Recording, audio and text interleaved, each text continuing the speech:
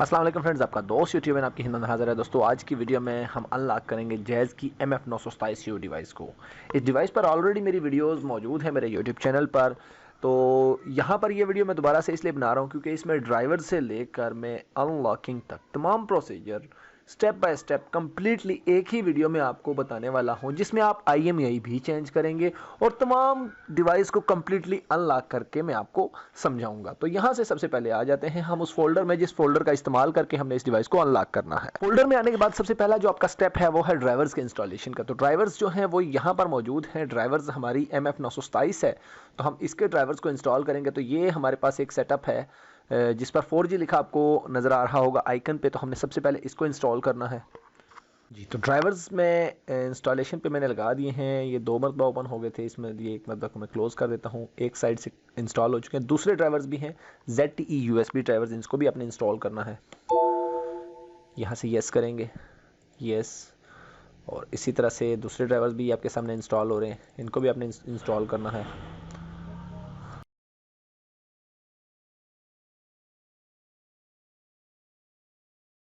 दोस्तों ड्राइवर्स हमारे इंस्टॉल हो चुके हैं, लेकिन अभी भी आप इस डिवाइस को अनलॉक नहीं कर सकते। आपके पास फाइल्स मौजूद हैं, ड्राइवर्स इंस्टॉल हो चुके हैं, डिवाइस आपकी कनेक्टेड है नॉर्मली आपके कंप्यूटर के साथ, लेकिन आपकी डिवाइस अनलॉक नहीं हो सकती। वजह क्या है? यहाँ से सबसे पहले आपने क्या करना है, ये जो इसमें फाइल्स के साथ आपको दिया गया है विजुअल C++, आपने इसको इंस्टॉल करना है। वैसे मैंने ऑलरेडी इंस्टॉल किया हुआ है, लेकिन आपको मैं इंस्टॉल करके दिखाऊंगा। उसकी वजह यह है कि बहुत सारे लोगों को इनकी इंस्टॉलेशन समझ नहीं आती, तो ये चीज़ भी मैं आपको इंस्टॉल करके दिखाऊंगा।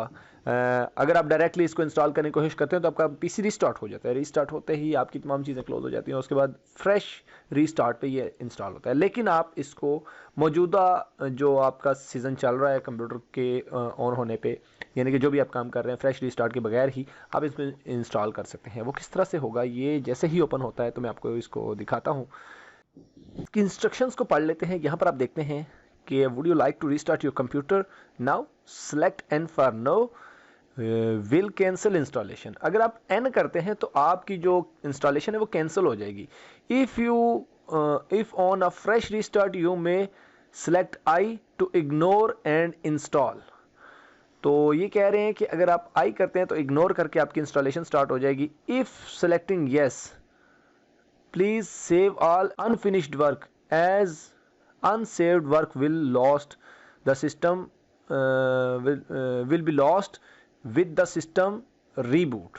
तो ये कह रहा है कि अगर आप येस कर देते हैं तो उससे ये होगा कि आपका जो सिस्टम है वो रीस्टार्ट होगा, तो उससे आपका जो वर्किंग चल रही है इस वक्त कंप्यूटर पे वो लॉस्ट हो जाएगी। तो मैं इग्नोर करता हूँ।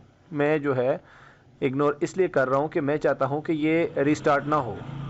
तो अब इग्नोर मैंने कर दिया, तो select N for no, will exit installation, और येस से जो है मेरी इंस्टॉलेशन स्टार्ट हो जाएगी। ये देख सकते हैं मेरा कंप्यूटर रीस्टार्ट नहीं हुआ, मेरी इंस्टॉलेशन स्टार्ट हो गई है। तो अगर आप डायरेक्टली ये वाई से वाई प्रेस करते हैं तो उससे ये होगा आपका कंप्यूटर रीस्टार्ट होगा। तो फ्रेश जो है मतलब रीस्टार्ट पे ही ये इंस्टॉल होता है, लेकिन अगर आप उसको इग्नोर करके तो इंस्टॉलेशन स्टार्ट करते तो आपका ये इंस्टॉल हो जाता है। तो यहाँ पर ये थोड़ा सा वक्त लेगा, 5 से 10 मिनट ले सकता है। तो इसलिए यहाँ से मैं थोड़ा सा वीडियो को फास्ट फॉरवर्ड कर रहा हूँ ताकि मैं जल्दी से ये इंस्टॉलेशन करके आपको दिखा सकूँ।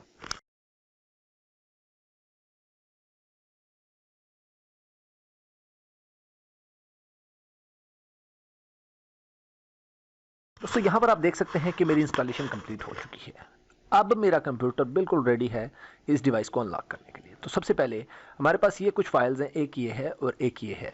अब इन दोनों में से हमने इंस्टॉल कौन सी करनी है? अगर हम ये करते हैं तो हमारी डिवाइस अनलॉक हो जाएगी, लेकिन उसका हम IMEI चेंज नहीं कर पाएंगे। उस पर एरर आ जाएगा, CME एरर। ये CME एरर फाइल्स वाला फोल्डर ही है जो मेरी वेबसाइट पर मौजूद है, a2zflasher.com पर जाके आप देख सकते हैं। यहाँ पर मैं कोशिश करता हूँ आपको दिखा भी सकूँ। तो यहाँ से मैं a2zflasher.com पे चलता हूँ। a2zflasher.com पर आने के बाद ये जो आपके सामने मेन्यू है, इस मेन्यू पे आपने नज़र रखनी है। इस पर आपको बहुत सारी पोस्टें मिलेंगी और सारी बहुत काम की पोस्टें हैं। इसमें आपके काम के सॉफ्टवेयर्स पड़े हैं, आपके काम की कुछ गेम्स पड़ी हैं, कुछ मोबाइल के सॉफ्टवेयर्स भी पड़े हैं।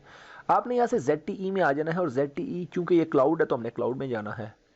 जी दोस्तों, तो ZTE क्लाउड में हम आ चुके हैं। यहाँ पर आप देख सकते हैं showing post with label ZTE cloud. इसका मतलब है आप अब आपके सामने जितनी भी पोस्टें आएंगी वो ZTE की क्लाउड्स हैं, चाहे वो जिस मर्जी नेटवर्क की हैं। वो वाली फाइल आपके सामने शो होंगी। तो यहाँ पर आप देखेंगे, यहाँ पर ये फाइल्स हैं solve CME error unauthorised MF927U। तो ये वाली फाइल्स मैं यूज़ कर रहा हूँ क्योंकि यही आपकी कंप्लीट फाइल्स हैं। तो यहाँ से आपने ये वाली फाइल को अगर आप गौर से देखते हैं तो इस पर लिखा है ऑल कमांड्स वर्किंग फाइल्स। तो अगर हम ये इंस्टॉल करते हैं तो हमारी डिवाइस पर जब ये फाइल इंस्टॉल हो जाएगी तो इस पर तमाम कमांड्स वर्क करेंगी, इसमें IMEI की कमांड भी वर्क करेगी। तो डिवाइस मैंने डिस्कनेक्ट की हुई थी तो इस वजह से मैंने दोबारा रिकनेक्ट की है। तो यहाँ से मेरे पास यहाँ पर ये डिवाइस कनेक्ट हो गई है और यहाँ से अगर आपको मैं दिखा सकूँ तो यहाँ पर मेरे पास कुछ कमांड्स पड़ी और ये पासवर्ड है। तो पासवर्ड क्या है, ये हमने इसका नाम देना है। फर्स्ट अटेम्प्ट में आपसे ये सारा कुछ मांगेगा, उसके बाद सिर्फ और सिर्फ एक्जी पासवर्ड लेगा। तो यहाँ से हमारे पास ये की है, की हमने कॉपी कर लेनी है, की भी हमने यहाँ पर दे देनी है। रजिस्टर्ड करेंगे तो हमसे एक्जी का पासवर्ड पूछेगा, तो एक्जी का पासवर्ड कुछ ये है, इसको हम कॉपी करते हैं। पहली मर्तबा आपने ये 2 चीज़ें दी हैं, उसके बाद ये आपसे कभी भी एक्जी का ये दोबारा चीज़ें नहीं लेगा, जस्ट आपसे एक्जी का पासवर्ड लेगा। अगर आप विंडोज़ को रीइंस्टॉल करते हैं तो फिर आपको दोबारा एक मरतबा ये देनी पड़ेगी। ओके किया, अब आपकी फ़ाइल खुल के आपके सामने आ जाएगी। यहाँ पर आप देखेंगे अगर आपकी डिवाइस नॉर्मली आपके कंप्यूटर के साथ कनेक्टेड है तो ये ऑटोमेटिकली इसको डिटेक्ट करके यहाँ पर तमाम चीज़ें आपको दिखा देगी। अगर हम इसको यहाँ से अपडेट करते हैं तो ये फाइल हमारे डिवाइस पर अपडेट हो जाएगी। डिवाइस खुद ही मतलब डाउनलोड मोड पे भी जाएगी, सारी फाइल्स की इंस्टॉलेशन होगी, सारा कुछ इसकी पोर्ट्स भी ऑटोमेटिकली शो होंगी, ऑटोमेटिकली नॉर्मल भी हो जाएगी डिवाइस। तो इस वजह से हम यहाँ से साथ में जो है इसका डिवाइस मैनेजर का पेज भी ओपन कर लेते हैं ताकि हम देख सकें कि इसके ड्राइवर्स में किसी किस्म का कोई इशू तो नहीं है। हालांकि हमने ड्राइवर्स को इंस्टॉल किए हैं। बाज़ औक़ात ऐसा होता है कि आप अपनी तरफ से ड्राइवर्स को इंस्टॉल करके बैठे होते हैं लेकिन आपके ड्राइवर्स इंस्टॉल नहीं हुए होते प्रॉपरली, तो ये प्रॉब्लम आ जाती है। तो देखें, पहले 80 की पोर्ट्स आई थी और ऑटोमेटिकली DL पोर्ट्स में कन्वर्ट हो चुकी हैं, फाइल हमारी इंस्टॉल होना शुरू हो चुकी है। आपने इस जगह पे नज़र रखनी है। बाज़ औक़ात आपने ड्राइवर्स को इंस्टॉल किया होता है, उसके बावजूद आपके साथ मसला आता है, तो इसलिए आपने इस जगह को लाजमी नज़र में रखना है कि आपके IR ड्राइवर्स भी इंस्टॉल हैं या नहीं हैं। तो इस चीज़ को अपने फोकस में लेना है। और उसके बाद ये देख सकते हैं कि हमारी फ़ाइल तकरीबन कंप्लीट इंस्टॉल हो चुकी है। ये इंस्टॉल होने के बाद आपकी डिवाइस अनलॉक तो हो जाएगी लेकिन उसका IMEI हमने चेंज करना है। यहाँ पर जब डिवाइस आपकी अनलॉक होगी तो वो आपकी हो सकता है 4G की सर्विस ना उठाए या हो सकता है किसी एक अदर नेटवर्क को छोड़ दे, क्योंकि इस फाइल में एरर मौजूद हैं। ये फाइल हमने सिर्फ इसलिए इंस्टॉल की है कि इस पर तमाम कमांड्स वर्क कर जाती हैं। तो हमने क्या करना है कि वो उन कमांड्स की वर्किंग का फ़ायदा उठाते हुए यहाँ पर हमने अपना IMEI अपडेट करना है। कंप्लीट अनलॉक नेक्स्ट फाइल से होगी आपकी डिवाइस। तो यहाँ से हम क्या करेंगे कि इसके कंप्लीट होने का वेट कर लेते हैं। जब भी यहाँ पर जाती है तो 99% पे कुछ ज़्यादा वक्त लेगी, तो इसलिए आपने बिल्कुल भी घबराना नहीं है। जब तक आपकी डिवाइस रीबूट नहीं होती तब तक जो है ये यहाँ पर आपसे वेट करवाएगा। यहाँ से आप इसको एग्जिट भी कर सकते हैं, लेकिन मेरा मशवरा यही है कि आप अपने डिवाइस को रीस्टार्ट होने दें, बिल्कुल नॉर्मली इसको चलने दें, ये ऑटोमेटिकली यहाँ से 100% हो जाएगा। तो हम थोड़ा सा वेट करेंगे इसका। यहाँ पर आप देख सकते हैं डिवाइस रीबूट हुई है। ये ऑटोमेटिकली आपको कह रही है कि जैज़ वाली जो आपने इंस्टॉल की हुई है, मतलब इसका जो जैज़ की ऑटोमेटिकली CD रोम जो आती है वो इंस्टॉल की हुई है, उसको डिलीट करके ZTE की करें। मैं इसको यहाँ से येस करता हूँ और इसको नो कर देता हूँ। यहाँ से आप देखेंगे तो यहाँ से ओके करता हूँ तो ये देख सकते हैं अपडेट सक्सेसफुल आ चुका है। ये ऑटोमेटिकली हुआ है, मैंने इसमें मज़ीद कुछ नहीं किया, जस्ट फाइल ही अपडेट की थी। तो आप देख सकते हैं ऑटोमेटिकली इसने ये अपना वेब पेज ओपन कर दिया है। अब मैं क्या करूँगा, यहाँ से ये सारा कुछ क्लोज़ करता हूँ। अब मैं आ जाता हूँ, मैंने इसमें लगानी है IMEI। तो IMEI लगाने के लिए मैं उसी फोल्डर में आता हूँ। यहाँ पर मैंने आपको दिया हुआ है DCN लॉकर भी, तो DCN लॉकर में चलते हैं। ये है DCN लॉकर। अब DCN लॉकर मैं यहाँ से रन एज एडमिनिस्ट्रेटर कर लेता हूँ। DCN लॉकर के ऑन होने तक मैं क्या करता हूँ, यहाँ से हम SCSI वाली कमांड्स जो हैं इनको रन कर देते हैं। उससे क्या होगा कि आपकी जो है DL पोर्ट्स या AT इंटरफेस और लॉग इंटरफेस की पोर्ट शो हो जाएगी। तो यहाँ पर डिवाइस मैनेजर में आपको नज़र आ जाएंगी। ये हमारा DCN लॉकर ओपन हो चुका है। यहाँ पर डिवाइस मैनेजर पे हमने नज़र रखनी है। यहाँ पर देख सकते हैं AT interface log interface ports show हो चुकी हैं। अब हमने क्या करना है, यहाँ से अननाउन हवावे मॉडेम सेलेक्ट करना है। एप्लीकेशन के लिए हमारी कौन सी है, AT इंटरफेस। तो AT इंटरफेस को देखें कौन सी है, हमारी 4 नंबर। तो हमने 4 नंबर को यहाँ ऊपर सेलेक्ट कर लेना है।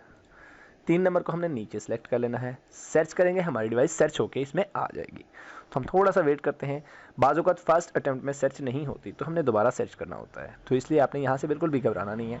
अगर आपकी पोर्ट्स जो हैं, आपके ड्राइवर सही से इंस्टॉल हैं, आपकी डिवाइस पर वही फाइल लगाई हुई है जो मैंने अभी यहाँ पर इसमें इंस्टॉल की है, तो आपकी यहाँ पर डिवाइस सर्च भी होगी और उसमें कमांड्स भी वर्क करेंगी। तो मैं यहाँ से थोड़ा सा वेट करता हूँ, जैसे ही ये इसका डाटा शो करती है तो मैं इसमें कमांड्स दूंगा।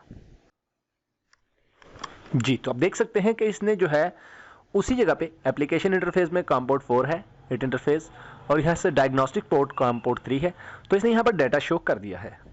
अब मैं क्या करूँगा कि यहाँ पर चलूँगा और यहाँ पर मैंने कमांड्स की एक टेक्स्ट फाइल दी हुई है, तो ये है मेरे पास कमांड्स। मैं यहाँ से जस्ट 80 देता हूँ सिर्फ, तो अब देखते हैं 80 की कमांड ओके लग गई, इसका मतलब है ये कमांड्स ले रही है। तो हमने क्या करना है, ये IMEI इस पर देना है, ये IMEI की कमांड है, मैं जैसे ही दूंगा तो ये ओके हो जाएगी। तो ये कमांड मैंने दे दी, एंटर किया तो ये ओके हो गई है। अब हमने क्या करना है, Z रीसेट करना है और उसके बाद Z सॉफ्ट रीसेट करना है। तो सबसे पहले हमने ये दी, एंटर किया, और उसके बाद हमने Z सॉफ्ट रीसेट ये कमांड दे देनी है। इसको भी कॉपी किया, यहाँ पर आ गए, यहाँ से हमने ये कमांड भी दे दी। आपकी डिवाइस रीबूट होगी, बिल्कुल नॉर्मल मोड में आपके कंप्यूटर के साथ कनेक्ट हो जाएगी। आपका IMEI चूंकि चेंज हो चुका है तो DCN लॉकर का काम खत्म। तो यहाँ से इसको भी क्लोज कर देते हैं। अब हमने इसमें ये फाइल लगा लेनी है, क्योंकि इस फाइल में किसी किस्म का कोई एरर नहीं है। आपका IMEI तो ऑलरेडी आपने चेंज कर लिया, जस्ट अब आपने ये वाली फाइल लगानी है ताकि इसमें जो थोड़ा बहुत कोई एरर आ रहा है वो खत्म हो जाएगा। तो उससे क्या होगा कि आपकी डिवाइस बिल्कुल ओके वर्क करेगी और इसमें किसी किस्म की कोई प्रॉब्लम नहीं आएगी। तो हम इसके नॉर्मल होने का वेट कर लेते हैं और यहाँ से ये फाइल इसमें इंस्टॉल करते हैं। जी, तो यहाँ से हमारी जो डिवाइस है बिल्कुल नॉर्मल मोड में कनेक्ट हो चुकी है, बिल्कुल नॉर्मल हालत में ऑन होकर आपके कंप्यूटर के साथ कनेक्ट हो चुकी है। जस्ट आप यहाँ पर भी देख सकते हैं कोई इसने पोर्ट शो नहीं की। तो हम क्या करेंगे, यहाँ से इस फाइल को रन करेंगे, ये यस, और उसके बाद यहाँ पर ये देख लें एक्जी का पासवर्ड मांग रही है, ये आपसे बाकी चीज़ें नहीं मांग रही। तो पासवर्ड यहाँ पे है, हमने इसको कॉपी कर लेना है। इसको यहाँ से कॉपी किया और यहाँ से हमने इसको क्लोज कर देना है और यहाँ पर इसको पासवर्ड दे देना है। जैसे ही हम पासवर्ड देंगे हमारी फाइल फुली ओपन हो जाएगी और हम इसमें इसको अपडेट कर सकते हैं। तो यहाँ पर जैसे ही ये डिवाइस को डिटेक्ट करेगी तो तमाम चीज़ें यहाँ पर आपको शो करवा देगी। यहाँ से जस्ट आपने अपडेट करना है। ये फाइल इंस्टॉल होने के बाद आपकी डिवाइस बिल्कुल ओके हो जाएगी, इसमें किसी किस्म का कोई मसला नहीं रहेगा। और ये फाइल इंस्टॉल होने के बाद आप कमांड की मदद से इसका IMEI चेंज नहीं कर सकते। अगर आपने IMEI चेंज करना आपकी ज़रूरत बन जाती है तो आपने दोबारा से यही फाइल इंस्टॉल करनी है इस डिवाइस में और IMEI चेंज करके फिर दोबारा इसी फाइल पे आपको आना पड़ेगा। तो इसलिए आपने जो भी IMEI लगाना है फाइनल करके लगाएं और उसके बाद ये फाइल इंस्टॉल कर लें। दोबारा भी आप कर सकते हैं लेकिन आपको दोनों फाइल्स 1 बाय 1 इंस्टॉल करनी पड़ेंगी। तो यहाँ पर ये थोड़ा सा टाइम ले रहा है, तो हम यहाँ से थोड़ा सा वेट करेंगे इसका, ताकि ये फाइल इस पर रन हो जाए। ये देख सकते हैं यहाँ पर नॉट रिस्पॉन्डिंग आ चुका है, तो इस वजह से किसी एरर की वजह से ये फिलहाल वर्क नहीं कर रही। थोड़ी सी देर आप इसको टाइम देंगे तो ये खुद ही इंस्टॉलेशन स्टार्ट कर देगा। जी, तो थोड़ी सी देर आपने इसको टाइम दिया तो यहाँ पर आप देख सकते हैं इसने ऑटोमेटिकली 8 इंटरफेस लॉग इंटरफेस की पोर्ट शो की।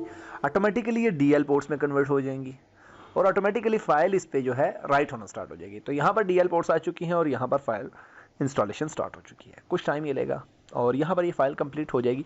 उसके बाद आपकी डिवाइस बिल्कुल ओके है, आप इस पर किसी भी नेटवर्क की कोई भी सिम चला सकते हैं, इंक्लूडिंग जैज़ की सिम भी चला सकते हैं अगर आपने इसका IMEI चेंज किया है। तो यहाँ पर आपको एक चीज़ मैं और बता दूं कि अगर आप ये चाहते हैं कि इसका मैं IMEI चेंज नहीं करना चाहता तो आपको पहली फाइल लगाने की ज़रूरत नहीं है। आप डायरेक्टली ये जो दूसरी फाइल मैंने अभी इंस्टॉल किया जो भी इंस्टॉलेशन पर है, आप डायरेक्टली यही भी इंस्टॉल कर सकते हैं। आपकी डिवाइस कंप्लीट अनलॉक हो जाएगी। जस्ट आपकी इसमें जैज़ की कॉलिंग सिम काम नहीं करेगी, बाकी तमाम नेटवर्क्स की तमाम सिम इसमें काम करेंगी।